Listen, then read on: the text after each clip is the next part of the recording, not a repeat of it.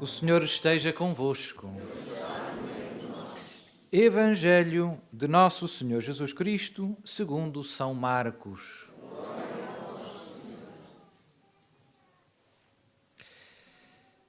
Naquele tempo, ia Jesus pôr-se a caminho, quando um homem se aproximou correndo, ajoelhou diante dele e lhe perguntou: Bom mestre, que hei de fazer para alcançar a vida eterna? Jesus respondeu: Por que me chamas bom? Ninguém é bom senão Deus. Tu sabes os mandamentos: não mates, não cometas adultério, não roubes, não levantes falso testemunho, não cometas fraudes, honra pai e mãe. O homem disse a Jesus: Mestre, tudo isso tenho eu cumprido desde a juventude. E Jesus olhou para ele com simpatia e respondeu: Falta-te uma coisa. Vai vender o que tens, dá o dinheiro aos pobres e terás um tesouro no céu. Depois vem e segue-me.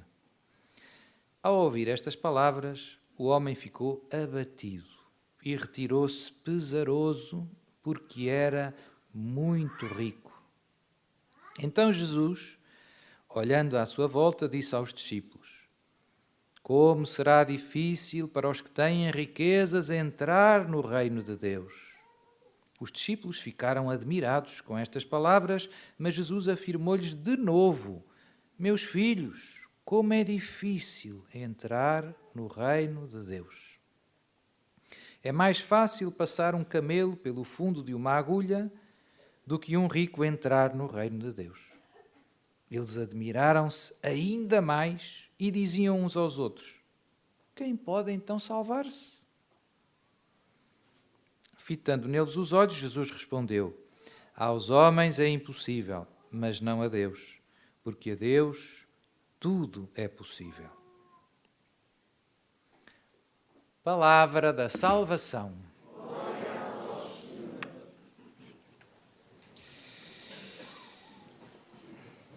Temos estado a ler, durante a semana, o livro do Ben Sirá, que nós católicos agrupamos os livros do Antigo Testamento fundamentalmente em 3 grupos. Os livros que nós chamamos os livros históricos, que são os que narram, basicamente, como o próprio nome indica, né? Os factos ocorridos ao longo da história da salvação. São mais descritivos, se nós quisermos. Os livros proféticos, os profetas, há muitos, e os livros sapienciais, ou os escritos sapienciais, que são os escritos que, no fundo, são os outros que sobram e que, basicamente, no fundo, têm um objetivo não tanto histórico, mas de transmitir a sabedoria de Deus. São livros tipo o livro da sabedoria, o livro dos provérbios, etc, etc. E o livro de Ben Sirá é um destes. É um livro que são livros que recolhem basicamente ditos, sentenças, que nos ajudam a alcançar a sabedoria que vem de Deus. E a sabedoria essencialmente é um dom que nos ajuda a ordenar a nossa vida de acordo com os bens mais importantes, mais preciosos. Qual é o risco nesta vida? Que a gente às vezes escolhe a meta errada e depois orienta toda a vida para uma meta que no fundo não era a meta verdadeira. É um desastre, no fundo. E isso na prática significa responder mal à pergunta: o que é que me faz feliz?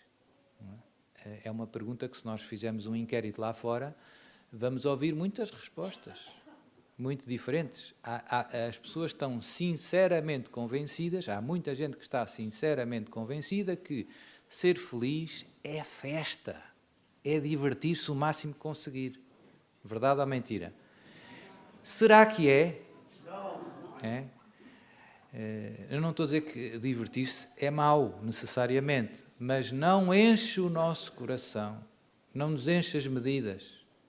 E o que é que acontece? Quem anda de farra em farra, às tantas chega a uma altura em que já se cansou e, no fundo, é o burro atrás da cenoura. Ainda não alcanço, mas eu tenho tanto divertimento na minha vida, vou de férias, vejo séries na televisão e vou sair com os amigos e isto não é mau, entretém-me, dá-me uma certa alegria, pelo menos momentânea, mas o meu coração não está cheio e os anos vão passando e as pessoas normalmente vão sentindo um vazio cada vez maior. Eu encontrei, não vou dizer os nomes, mas uma senhora aqui em Lamego, onde eu vivi muitos anos, e ela dá este testemunho publicamente, já deu várias vezes, em grupos de oração e isso tudo, e ela dizia, eu tinha tudo para ser feliz, tinha um marido fantástico, e tem, graças a Deus, é um casamento muito feliz, e tinha saúde, e tinha um bom trabalho, e tinha filhos, e agora já tem netos, e tinha humanamente aquilo que se poderia desejar, não é? Mas eu não era feliz. Ela diz isto assim, ou seja, havia este vazio, o meu coração não estava bem. Não é? Até que um dia Jesus bateu à porta, clique, não é? E como São Paulo, ela caiu no cavalo, fez luz e ela percebeu que faltava Deus no coração dela, faltava Jesus. E depois a boa notícia é, ela depois de ter encontrado, nunca mais largou. E todos os anos no Natal faz questão de me vir trazer um queijinho, um chocolate. Já passaram para aí 15 anos. Sou padre. E conta a história como se eu não soubesse. Não é? Não é assim? Porque de facto é uma alegria tão grande, tão grande, tão grande. Muda tudo, não é? Deus estava tão perto e ela não tinha percebido e, como muitos de nós, vinha de uma família católica, até rezavam em família e tal, mas às vezes nós temos tradições religiosas, é uma coisa. Outra coisa é ter uma amizade com Jesus. Ter tradições religiosas é uma coisa. Eu sou católico, muita gente diz que sim, mas no fundo, ainda não tem uma relação de amizade com Jesus. Ainda não houve este encontro pessoal. Que São Paulo caiu do cavalo, pum, sou Jesus, a quem tu persegues. Não é? No fundo ainda não aconteceu aquela conversão. E a primeira leitura fala-nos disto. Deus tem paciência, Deus sabe esperar, porque às vezes isto não acontece logo no início da nossa vida. Às vezes passam uns anos, e aí é que a gente cai a ficha, como dizem os brasileiros, não é? E nós escutamos, o Senhor permite que voltem para Ele os que se arrependem, converte ao Senhor e abandona o pecado. É que eu tinha posto aqui. Portanto, a primeira leitura convida-nos à conversão e a conversão passa por este encontro. Este encontro é que reorienta a nossa vida para a verdadeira felicidade. Agora eu já percebi o que é que me enche as medidas. Não é a farra, não é? Como o mundo vende. Não é ter mais férias e mais viagens. Não é isso que me vai encher o coração. É Deus. É o amor de Deus. E que depois Deus ainda por cima dá de graça. É mais barato do que ir à Tunísia. Ou não é? É de graça. A felicidade está tão perto e é tão fácil e é tão de graça e nós a procurar, a gastar dinheiro, não é? Em jipes e vou pintar a casa e não sei o quê. E vou convidar os amigos e fazer um almoço. Não são coisas más, mas o que é que a gente experimenta sempre no fim? Os anos vão passando e há uma grande frustração, há um grande vazio.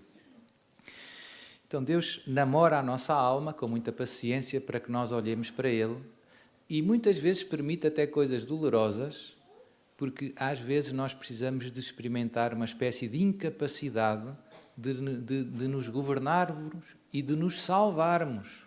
Às vezes é uma doença mais complicada e tal. E isso porque é que Deus permite? Porque é uma oportunidade de ouro para nós olharmos para o céu e dizer: Senhor, ajuda-me, se estás aí, ajuda-me. Não é? Isto já ajuda a perceber, muitos de nós, ou para não dizer todos, temos as nossas tribulações e as nossas aflições. Às vezes não percebemos porque é que Deus permite isto tudo. Se Deus é bom, porque é que eu ando aqui a sofrer? Porque nós ainda não olhamos para Ele, não lhe pedimos ajuda. Ele está ali à espera, a namorar a nossa alma, à espera da oportunidade. E quantas vezes essa oportunidade não passa pela cruz, pelo sofrimento? Quem visita os doentes nos hospitais vê muito isto também. Às vezes as pessoas próprias dizem: Sou padre, olha, estou aqui, mas isto fez-me bem. Ajudou-me a pensar na vida, eu de facto andava para aí, queria era ganhar dinheiro e não sei o quê e tal, e olha, estou aqui há 2 meses e agora quando voltar para casa, se eu me safar desta, vai ser diferente. Pronto, Deus às vezes permite tudo isto para que isto aconteça. Hoje queria sublinhar mais uma coisa. Além de Deus estar sempre à espera desse momento, como eu contava à senhora de Lamego, que aquele dia se fez luz, depois deste momento podemos dizer da primeira conversão que aconteceu. A gente, se pegar no Novo Testamento, vemos, não é? São Paulo eu já falei, mas São Pedro também, houve o dia em que aquela pesca mudou a vida de São Pedro, não é? Afasta-te de mim, que sou um homem pecador. Ou que André e João foram à casa de Jesus: vinde e vede, onde moras? E eles nunca mais esqueceram esse momento. Se cada um de nós viesse aqui ao microfone, também podia contar o seu momento. Eu ainda me lembro, Senhor Padre, o primeiro retiro, aquilo é que foi. Cada um lembra esse. Hoje o que eu tenho para dizer a cada um de vocês é que essa primeira conversão não acabou a vossa conversão. Ou seja, depois da primeira conversão, o nosso coração ainda não está 100% convertido. Por incrível que pareça, isto vai aos soluços, vai aos solavancos. Depois da primeira conversão há a segunda conversão. E depois há a terceira. E numa mensagem Nossa Senhora, que eu gosto muito, disse: a vossa conversão dura até ao dia da vossa morte. Portanto, esta é uma ideia que nós devemos guardar no coração. E, no fundo, perceber que é um processo. É um processo. Que, no fundo, é o reverso da medalha do processo da nossa santificação. A nossa união com Jesus é um processo que passa pela nossa conversão. Quanto mais eu me converto, mais me santifico. Então, são as duas faces da mesma moeda, de alguma maneira. E por isso, não é por acaso, a gente agora na quarta-feira começa o tempo da Quaresma. Porquê é que a Igreja todos os anos temos Quaresma? Exatamente por isto, porque a nossa conversão é um processo que dura até ao dia da nossa morte. Dito de uma maneira simples, estamos em obras. Estamos em obras. E, portanto, aqui devemos pedir a Deus a graça da humildade para nunca esquecer isto. Porque depois, às vezes, a gente acha, caiu do cavalo e agora sou católico, fui ao retiro do Sr. Arnaldo e tal, e no fundo, eu já não sou como os outros. Cuidado. Deus já fez muita coisa na tua vida, mas estás em obras. Estás em obras. O telhado já foi composto, certo? Faltam as janelas. Faltam as janelas. Segunda questão. O drama é que às vezes a gente não vê o que é que está mal. E isto acontece, se repararem, antes de cada conversão, o que é que aconteceu? Passou muito tempo e nós não percebíamos que estávamos enganados. Tantos anos ali na festa, eu ia para o Rock in Rio e para não sei quantos e tal, Superboc, e não era feliz. Até que um dia percebi, pronto, ok, aqui estava enganado. E na segunda conversão foi a mesma coisa. Eu também, por exemplo, São Pedro. Jesus tinha dito, São Pedro já tinha percebido. Jesus, quem era? Afasta-te de mim que serás um pescador de homens. Depois mais à frente, tu és Pedro, e sob esta pedra edificarei a minha igreja, e as portas do inferno não prevalecerão. E logo a seguir, Jesus começa a dizer: o Filho do Homem vai ser entregue, vai ser sofrer muito, ser crucificado, vai morrer. E São Pedro, depois destas luzes que tinha tido tão grandes, destas conversões, podemos dizer, Deus já lhe tinha mostrado tanta coisa que ele antes não via e que agora já vê, mete o pé na argola. Senhor, não, Deus não permitirá tal coisa. Isso não te vai acontecer. E Jesus diz,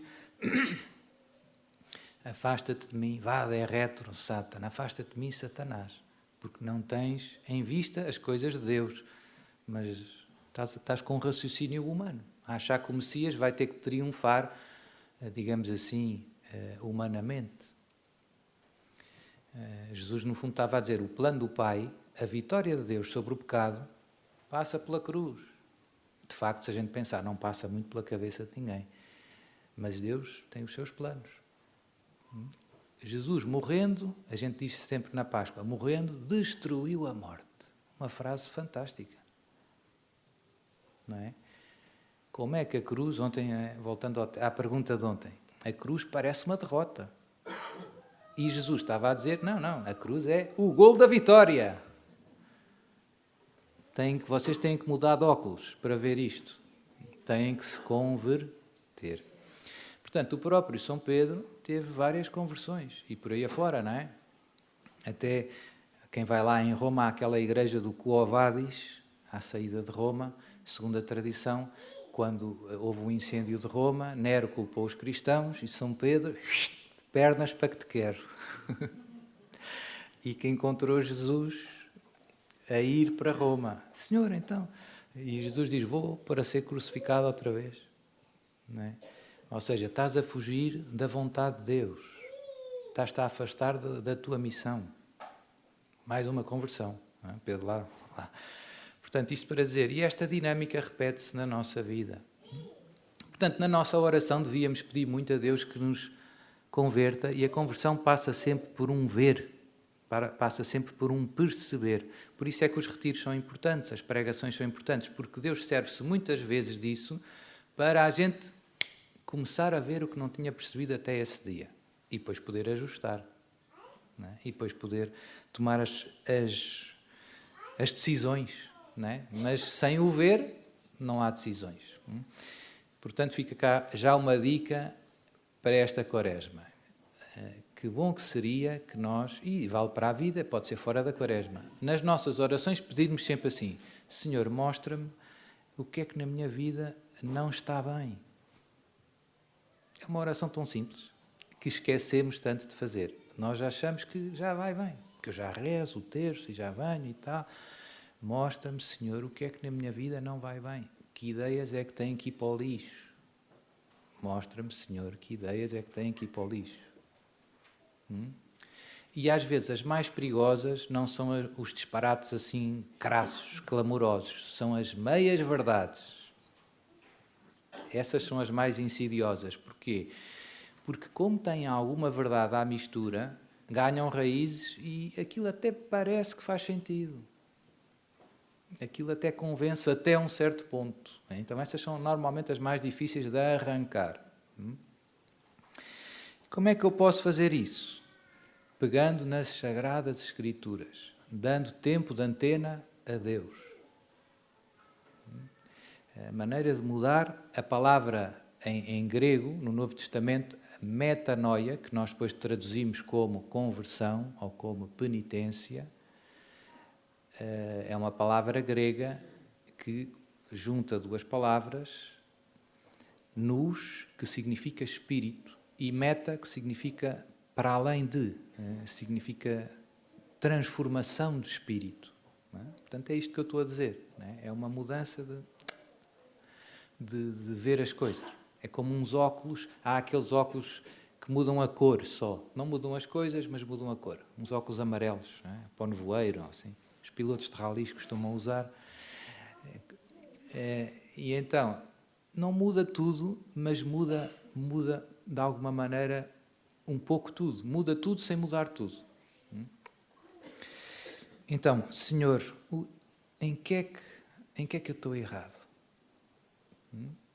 Fica este desafio, fazer desta pedido um dos nossos pedidos mais habituais. E Deus vai-nos mostrar. E como um bom pai, Deus tem muita paciência e normalmente este processo da conversão demora muito tempo. Deus vai-nos mostrando digamos assim, como ao xarope, é uma colher de cada vez. Não é? É uma colher de cada vez. E por isso nós temos Quaresma todos os anos. Não é? Porque é um processo que vai durar. Não é? Agradecer a Deus cada ano que nos dá, cada oportunidade que nos dá. Os santos, eu digo, repito sempre estas ideias, os santos confessavam-se até ao dia da morte e estavam a trabalhar na sua conversão. O drama é que eu vejo muita gente, até muita gente boa, que está tipo estacionado espiritualmente. Pronto, já fui ao retiro, já rezo, já sei, agora... E estamos muito preocupados com as coisas que fora de nós. Não é? Agora vem a tribulação e tal, não é que são indiferentes, mas descuidamos muito a missão, uma das missões principais que Deus nos dá é colaborar com a sua graça na nossa santificação. Deus conta contigo para tu ser santo. E tu não estás nem aí. Pronto, este é um drama e é uma doença grande. Não é? E a gente descuida com facilidade. Acomoda-se, senta-se. Está tudo bem. Agora vou ouvir o YouTube, o Sr. Arnaldo, vou ouvir as irmãs e tal. E paramos de lutar. Não é? Porque a nossa conversão tem várias dimensões. Já disse uma dimensão, digamos, podemos dizer, cognitiva, intelectual. A gente tem que perceber o bem a fazer e o mal a evitar. E às vezes não é claro. É um processo. E isso depois tem outra dimensão a seguir, que é pôr isso em prática, que é a luta. No fundo, a luta por perseverar no bem e a luta para evitar o mal, a luta contra o pecado. Às vezes eu até sei o que é que está certo, mas não me apetece, não é? Ó Sr. Padre, não me diga isso, eu até sei, não me diga mais nada, não é? Mas não me dá jeito agora, tenho 20 anos, não me diga isso. Depois quando tiver 50 logo vou ao retiro. Às vezes não é o perceber qual é o caminho, é o querer caminhar por ele. E depois o caminhar por ele também tem diversas intensidades. Eu posso ir assim com um passo, um pastelão,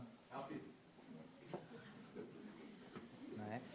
Ou depende da vontade, depende da garra. Agora, eu gosto das corridas, vocês não sei se já sabem, mas digo-vos agora. Ontem começou o campeonato de MotoGP. E então, agora há várias coisas que se dizem, quem é que vai ganhar este ano e tal. E houve um piloto antigo que disse, eu acho que vai ganhar este. Porquê? Porque é o que quer mais ganhar. É o que tem mais vontade de ganhar. Os espanhóis dizem ganas. Não é? Tem ganas. Ele quer mesmo. Não é? E isto aplica-se à nossa conversão, à nossa santificação. Às vezes, até já percebemos muita coisa, mas faltam-nos as ganas. Isso dá trabalho. Dá trabalho. E ligado a isto, mais um ponto que nos pode ajudar por isso é que eu acho que é tão útil para manter vivo. O que é que são as ganas, do ponto de vista espiritual? É este fervor, é este zelo, é não cair na tibieza, no ser morno, no relaxar, no acomodar-se. Portanto, é o fogo. Não é? Se nós quisermos a imagem do jogo de futebol, há jogadores, às vezes o melhor jogador em campo não foi o que marcou mais golos, mas foi o que tinha mais ganas. Foi o que correu o jogo todo e que fez o melhor que pôde e esfolou-se até ao fim. Deus olha mais para as ganas do que para os golos. Isto é importante. Não é? Porque nós olhamos muito para os golos. Ou seja, os resultados das nossas vidas são... Deus não está muito preocupado com os resultados. Pode ter ido ao poste a bola. Mas Deus vê que a gente quer mesmo. Que a gente quer cooperar com a graça dele. Que a gente quer responder ao amor dele. Que a gente quer ser fiel à missão que ele nos confiou. Portanto, este é o desafio. Precisamos de conversão. Porque isto arrefece. É como a lareira. Eu ponho lenha, ei, está quentinho. Se eu não fizer mais nada, ela vai se apagar. É só uma questão de tempo. Pronto, isto vale para a nossa vida espiritual. Por isso, vamos à missa muitas vezes. É preciso pôr lenha. É preciso receber o corpo e o sangue de Jesus para que o fogo do amor de Deus cresça no nosso coração. É mesmo, é isto. E se repararem nas orações da missa, no fim da missa, a oração depois da comunhão, pede sempre isto: Senhor, que o sacramento que recebemos faça crescer em nós a caridade. Basicamente, 90% das vezes é sempre isto. É preciso pôr lenha. É preciso pôr lenha e é preciso não nos cansarmos de pôr lenha. Que a gente está a ver. Portanto, vem mesmo a calhar esta quaresma, que começa depois da manhã. E este retiro já serve de preparação próxima, podemos dizer assim. Mais uma ideia, última ideia. Os senhores padres falam que se farta, não é?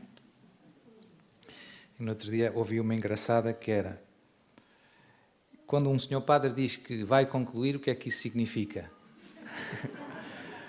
Não significa nada.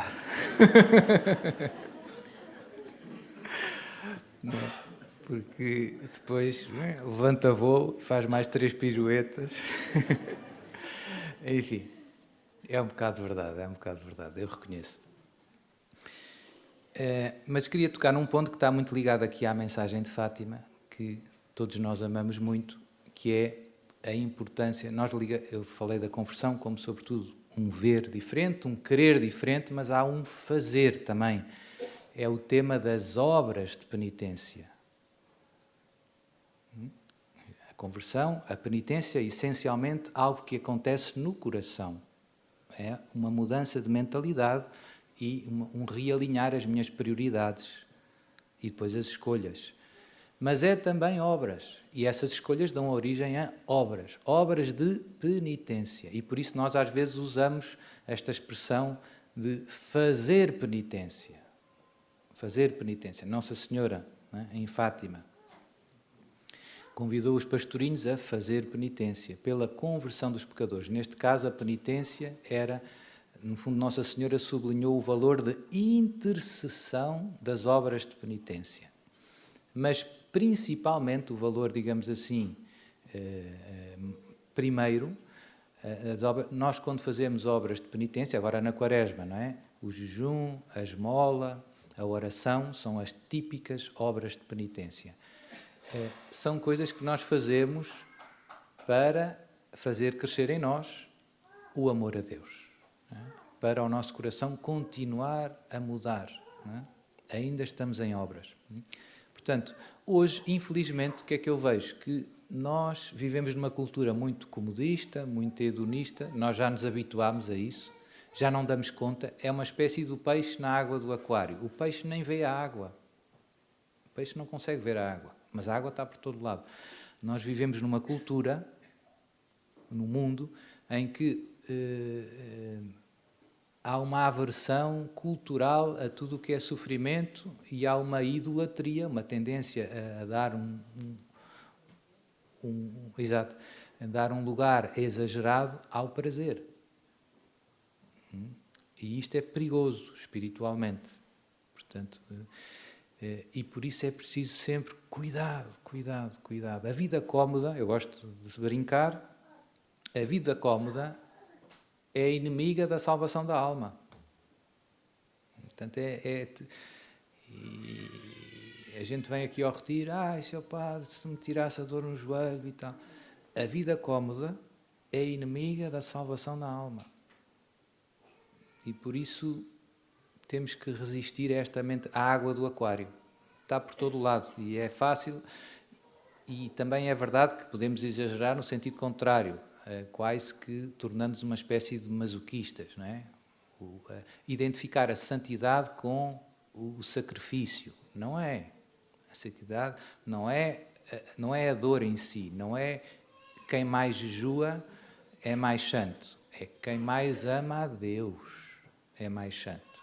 Mas é a verdade que entre as obras de penitência e o amor a Deus, há uma relação. As obras de penitência são a ginástica para o coração amar mais a Deus. E não é igual fazer ginástica ou não fazer. Ou é?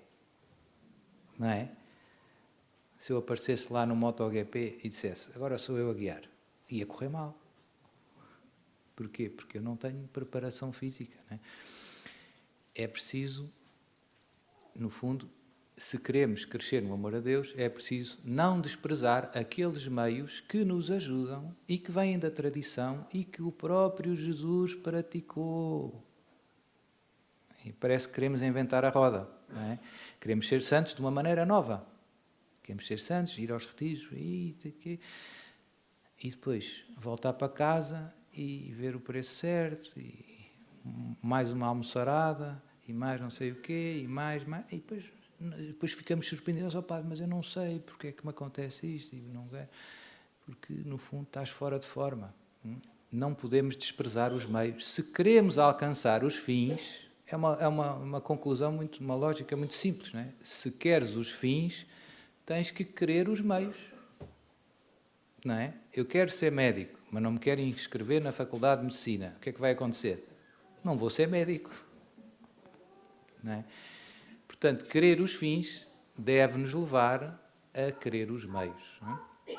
Eu quero amar Jesus. Eu quero dar a vida pela salvação das almas. Então, Nossa Senhora, rezai o terço todos os dias. Oferecei constantemente ao Altíssimo orações e sacrifícios, porque muitas almas se perdem por não haver quem reze nem se sacrifique por elas. Pronto, portanto, querer os fins leva-nos a querer os meios. Pronto, agora depois há um discurso que eu não vou fazer aqui, é quanto, não é? Quantos jejum, quantos sacrifícios, isso depois é bom que cada um tenha algum bom senso, e se não tem bom senso, e todos precisamos, e todos temos mau senso, todos somos maus juízes em causa própria, é sempre bom termos alguém que nos aconselhe nestas coisas espirituais com bom senso, ou seja, um diretor espiritual, que não é necessariamente um padre, é alguém que tem bom senso, e que no fundo, e que nós reconhecemos de alguma maneira, que percebe do que é necessário para ser santo, que de alguma maneira reconhecemos que tem uma vida virtuosa. É isso que é mais importante. Para nos aconselharmos, porque é como quem vai para o ginásio, não é? Se eu chegar lá e quiser pegar numa coisa de 200 quilos, o que é que vai acontecer? Se eu começar a forçar muito, em vez de me ajudar, prejudica. Vou deslocar o ombro, não é? 200 quilos. É preciso chamar o INEM. Valeu a pena? Saí pior do que ao que entrei. Portanto, até nas coisas santas é preciso, no fundo, algum discernimento, alguma prudência, equilíbrio, bom senso. Porque, no fundo, se eu exagerar, estrago tudo. É a história do quem tudo quer, tudo perde. Portanto, há coisas que eu não posso começar a fazer jejuns à doida. Não é? Nossa Senhora pede para fazer jejum, pede, e até dá umas sugestões bem concretas. A quarta e sexta-feira, pão e água. É interessante, nos primeiros séculos, eram os dias em que os primeiros cristãos jejuavam. Os fariseus jejuavam à terça e à quinta. E os primeiros cristãos jejuavam à quarta e à sexta. Pronto, mas isto para dizer que eu vejo que há muita gente que vai um bocado por conta própria e depois escolhe o peso errado. E então, em vez de se ajudar, tropeça ainda mais. Não é? Depois é uma bola de neve. Também há o erro oposto, que eu já falei, que é nem sair de casa para ir ao ginásio. E há outros que vão e enganam-se a si mesmos. Vão ao ginásio, mas pegam num peso tão levezinho, tão levezinho, tão levezinho, e depois chegam a casa, estou todo suado. Mas, no fundo, estão-se a consolar a si mesmos. Não saíram do mesmo sítio. O músculo não mudou, está exatamente na mesma. Portanto, tudo isto acontece, e como eu dizia, nós somos maus juízes em causa própria, é bom pedir conselho a quem nos ajude a progredir. E não ter medo de pôr os meios, fazer penitência. Nossa Senhora convida-nos em Fátima a fazer penitência, em primeiro lugar, como eu dizia, para amarmos mais a Deus e amar os irmãos. O pecado é sempre algo que nos impossibilita de crescer no amor. Podemos vê-lo assim. E, portanto, a penitência e as obras de penitência são uma ginástica que nos permitem amar mais. Essa é a razão última da penitência. E para terminar, quer dizer, eu ainda queria dizer mais umas coisas. Cá está, não é? Cá está, sempre aplica. Trouxe aqui umas frases da nossa querida Santa Jacinta, que eu gosto muito e que são espetaculares. Como é que uma criança tão pequenina foi tão sábia? E ela dizia, antes de morrer, os homens perdem-se porque não pensam na morte de Nosso Senhor e não fazem penitência. Se nós meditássemos mais na paixão e fizéssemos penitência, não íamos para o inferno. E é uma das coisas que eu vejo muito na vida dos santos. Quando lemos a vida de um santo, os santos todos tinham um grande amor à meditação da paixão de Jesus. E se nós pegarmos no Novo Testamento, há uma grande desproporção, quase não se diz nada sobre a infância de Jesus. Diz alguma coisa sobre os 3 anos de vida pública e diz, sobretudo, muito sobre a paixão de Jesus. Em termos quantitativos, a maior parte das páginas dos Evangelhos, proporcionalmente, é dedicada a poucas horas da vida de Jesus. Porquê? Porque aquelas foram mesmo importantes. E por isso não é por acaso que a Igreja na Quaresma nos convida, a gente faz a via sacra, ou pode fazer, não é? E os textos da liturgia vão todos depois orientando-nos para a paixão de Jesus. Portanto, segunda dica, já disse aquela da oração, segunda dica, meditar mais a paixão de Jesus. Faz bem à tua alma. Faz bem à tua alma. Tem imensos efeitos. Um dos mais bonitos é vais-te lamentar menos. Vais-te lamentar menos. Nossa, pá, está um calorão, não sei o quê. Vais à via sacra e depois vem ter comigo outra vez. Deus seja louvado. Pois é.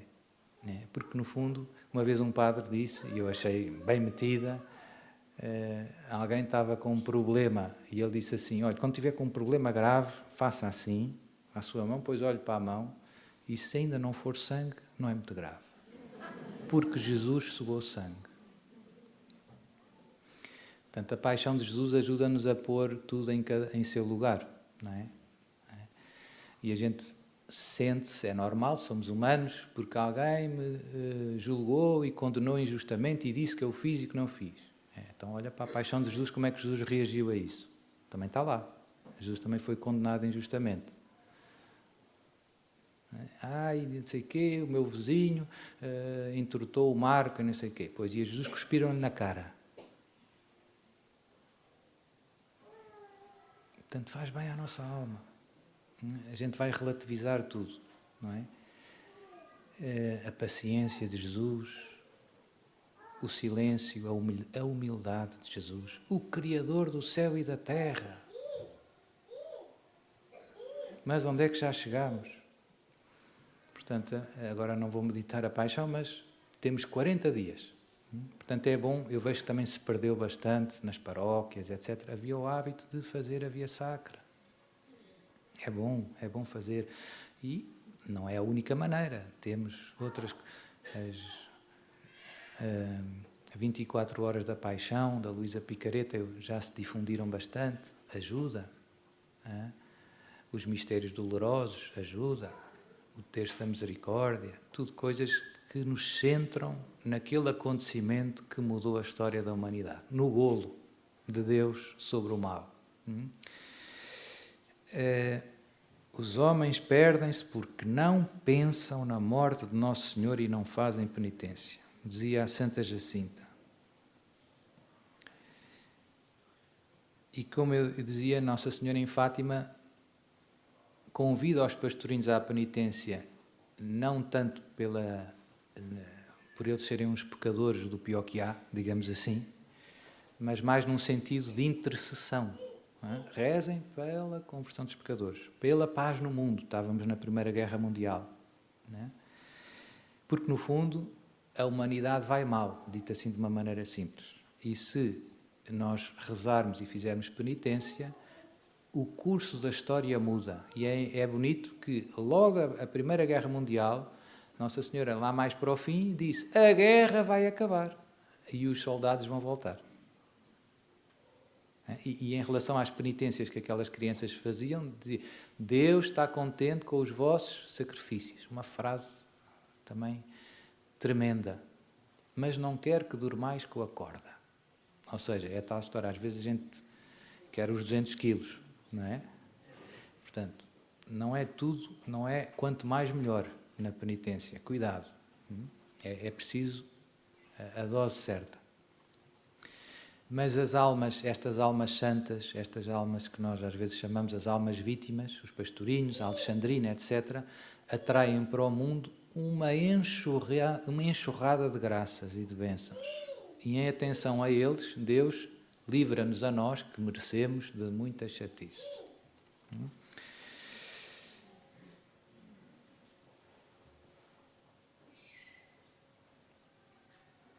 Em Akita, Nossa Senhora tem aquela frase tremenda, não é? Anos 70, 73. Se os homens não se arrependem e são melhores, o Pai vai infligir um terrível castigo a toda a humanidade.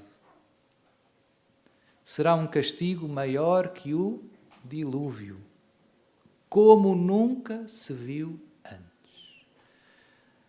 Nós não pensamos muito nisso, mas se nós virmos com atenção, a mensagem de Fátima de alguma maneira já nos faz perceber isto, que nós estamos em tempos complicados, em que o pecado se tornou a regra, em que a humanidade, no fundo, não quer saber de Deus, ofende a Deus de manhã, à tarde e à noite, e que se nós não fizermos nada, isto vai ter consequências bem amargas. Um castigo maior que o dilúvio. Nós nem sabemos o que é, não sabemos o que isso é, o que é que seria um castigo maior que o dilúvio. Nossa Senhora diz mais algumas coisas, não é? Fogo cairá do céu e tal. Mas o bonito é que, como em todas as aparições, Nossa Senhora diz: tu podes ser parte da solução. Tu podes ser parte da solução. E isto é uma tentação muito típica. O demónio faz-nos crer que o nosso empenho, a nossa Ave Maria, o nosso terço, no fundo não muda nada. E nós caímos muito nessa tentação. Achamos que fazer ou não fazer, o que é que eu posso fazer? Não, não é verdade. Não é verdade. 3 pastorinhos mudaram Portugal. E o mundo. Né? A gente vê aqui, eu hoje de manhã abri a janela, só autocarros. Né? 3 crianças. 3 crianças. Deus conta com o teu sim também. Noutra mensagem, Nossa Senhora, uma santa italiana, Beata Helena Aiello, dizia: os únicos meios válidos para travar a divina justiça, atenção à frase, está tudo ligado, não é? Com o que eu disse antes. Os únicos meios válidos para travar a divina justiça são a oração e a penitência. Voltando para Deus com verdadeiro arrependimento pelos pecados cometidos. Ou seja, a oração e a penitência, que são... Nossa Senhora parece um disco riscado. Em todas as aparições, convida à conversão, à oração, à penitência. Não é? Todas. E nós às vezes gastamos muito tempo a dizer: não, mas naquela aparição Nossa Senhora fala de não sei o quê, não sei como é, que só fala naquela. É mais importante o que ela fala em todas. Eu vejo que também muita gente com boa intenção gasta muito tempo, mesmo com as coisas espirituais, a focar-se em coisas que não é o mais importante. O segredo de Fátima e do parto, e agora é que vai ser o Papa, não sei o quê. E depois descuidamos a oração e a penitência, que é o essencial, que é o que pode mudar a história. Que é o que muda a história. Eu não estou a dizer que a gente não possa ver, não é? Mas é uma questão de, mais uma vez, de equilíbrio, de bom senso. Portanto, e obviamente que dá muito menos trabalho andar a discutir, a fazer lives e etc. Eu também estou metido nisso, mas pronto. A fazer lives e não sei o que mais, e achar que fizemos o nosso trabalho e descuidar a oração e a penitência, e a nossa conversão, a nossa santificação. É fácil. É fácil. O Evangelho. Eu vou só dizer, não vou dizer nada, quer dizer, vou dizer algumas coisas sobre o Evangelho, não vou fazer propósitos impossíveis. No Evangelho, que aparentemente não tem nada a ver com esta leitura, nem com este discurso, tem mais do que pode parecer. O jovem pergunta, o que é preciso para ir para o céu? Assim dito de uma maneira simples. Jesus, o que é preciso para ir para o céu? E Jesus diz-lhe, olha, é preciso observar os mandamentos. Quais? Os 10 mandamentos. Hoje as pessoas já nem sabem quais são os 10 mandamentos. É triste, não é? Eu brinco, eu digo, eu pergunto isto a muitas pessoas. Olha, quero ir para o céu. Não é? Porque vem muita gente, até podia dizer casos de ontem. Ontem de manhã recebi várias pessoas de vários sítios do país que me aparecem antes da missa com boa cara. Olá, Sr. Padre, olha, vem cá porque o meu filho e tal, não sei o quê, Depois eu aproveito e pergunto, olha, tem ido à missa? Não vou quando posso. Né? Já disse aqui. Né? E tem-se confessado? Não me confesso há uns 4 anos. Mas também não faço mal a ninguém, não mato nem roubo. Né? Sempre a conversa vai sempre por aí. E depois às tantas eu digo assim, olha, e quero ir para o céu? E elas riem-se normalmente. Quero, Sr. Padre, quero. Mas entrou muito esta ideia de que o céu está no papo. É um grande engano diabólico. O céu é certo. Deus é bom e misericórdia, ou não é? Deus não é misericordioso? Vamos todos para o céu. Mentira. Onde é que isso está no Evangelho? Não, é verdade que Deus é bom e misericordioso. Mas que vamos todos para o céu, não. Porque para ir para o céu, não basta a bondade e a misericórdia de Deus, que fez o seu Filho morrer na cruz por ti, ou seja, pagou o bilhete. O teu bilhete para o céu está pago, mas é preciso ir levantá-lo, não é? Tens que fazer alguma coisinha, bem pouco. Ele pagou o bilhete e foi caro. O teu bilhete para o céu foi caro. Mas tens que ir levantá-lo. Deus não te pede quase nada. É só ir ao balcão 3... lá em Sacavém, não sei aonde, e vais a Sacavém ou não vais? Não me dá jeito, Sr. Padre. Vou quando posso. É isto que a gente faz com a vida eterna. Com as coisas mais importantes. Tratamos-as com desprezo. Não deu jeito. Sr. Padre, o meu filho tem futebol de manhã. E pronto, não é? Portanto, Jesus está a dizer, queres ir para o céu? Cumpre os mandamentos. Eu brinco, os mandamentos... o que é que eu digo às pessoas? Quer ir para o céu? Elas brincam e tal. E eu digo, olha, então se quer ir para o céu, há uns mínimos olímpicos. Não sei se já ouviu falar. Elas ficam caladas, mínimos olímpicos. Que o sapato não está bom da cabeça. E eu digo, os 10 mandamentos. Portanto, eu vou-lhe dar aqui um examezinho de consciência, que tem os 10 mandamentos, com várias perguntinhas, vai ler com atenção em casa e depois vai-se confessar. E se ler com atenção vai ver que há muita coisa aqui que não tem vivido. Porque se confessasse agora ia dizer, Sr. Padre, não mato nem roubo, está tudo bem. Não tenho pecados. Tem. Está é cega. Não é? E depois, se ler com atenção, há algumas que trazem 3 folhas. Verdade, não é? Há umas que vêm com tudo escrito. E é ótimo, ainda bem. É bom fazer um bom exame de consciência. É essencial. Portanto, os mínimos olímpicos da vida eterna são os 10 mandamentos.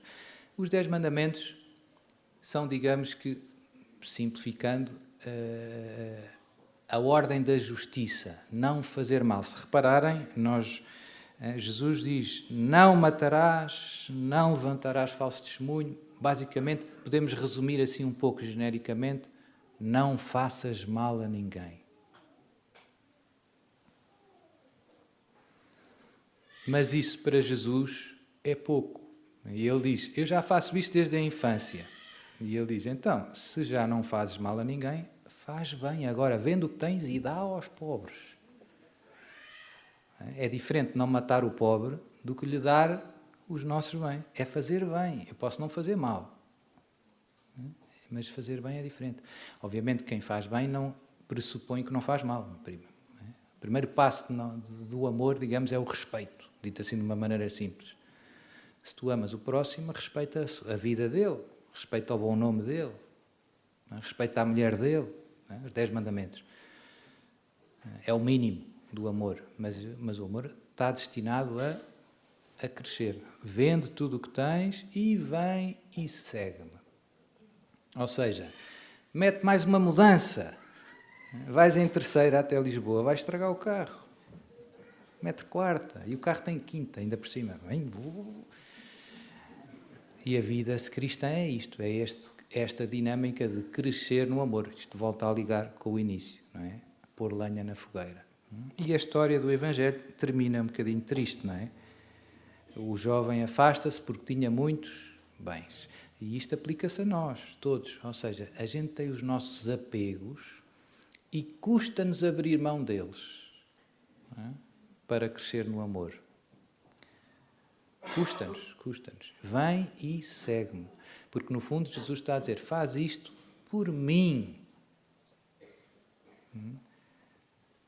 E pôr Jesus em primeiro lugar é fácil dizer com a boca, mas é difícil fazer com a vida. É fácil dizer que Jesus é o meu tudo. É difícil viver isso. É uma luta. Mas é uma luta que vale bem a pena. É a única luta que vale a pena. Fazer de Jesus o nosso tudo. Ser uma só coisa com Jesus. Pronto, Deus dá-nos tempo, Deus dá-nos uma vida, porque sabe que isto é devagar e que vai aos solavancos. 2 passos para a frente, 1 para trás, sento-me um bocadinho, depois lá vem o Sr. Arnaldo, pronto, lá me levanto. Mais 2 passos para a frente, mais outro retiro. É assim comigo também. Estamos todos de carne e osso. Deus tem muita paciência connosco. Agradecer a Deus que tem paciência connosco. Obrigado, Senhor, por mais este dia que me dás. Ajuda-me a amar-te mais. Ajuda-me a vivê-lo bem, como se fosse o meu último dia.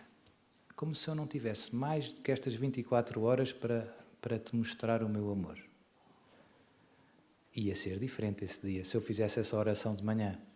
Não ia? Ia ser espetacular. Mas posso fazê-lo assim. E depois amanhã, a mesma coisa.